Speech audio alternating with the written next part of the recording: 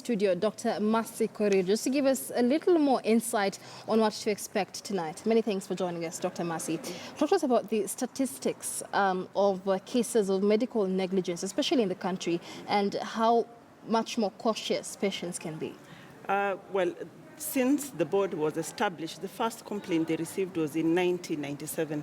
And since then, from 97 till now, 2017, 20 years later, they have had a total of 936 cases that have been lodged and that have gone through different processes. They go through a preliminary inquiry committee, then the professional conduct committee, then the tribunal, which now determines or gives judgment when the case is not able to be handled by the other processes. So currently, they say they have 36 cases that have been pending.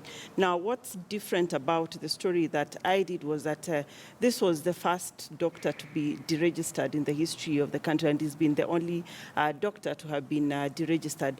So far, what other judgments or what other actions have been given to the complaints that have gotten to the board is that we've had 4 complaints who the accused have had their licenses cancelled. We've had 6 who have been suspended for a period of between 6 to 12 months, after which now they can reapply for their license to be reinstated.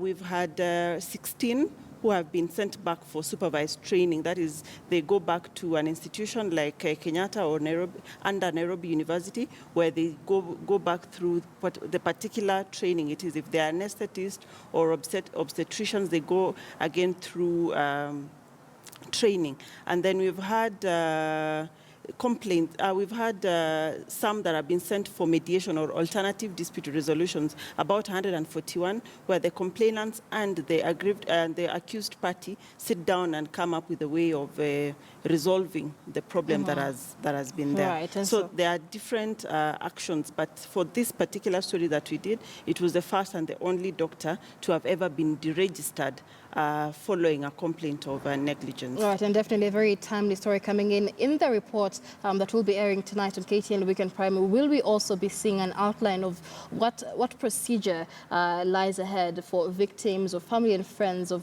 those who have been victims of medical negligence? Yes, we'll be seeing that, because the first bit is to go to the medical board.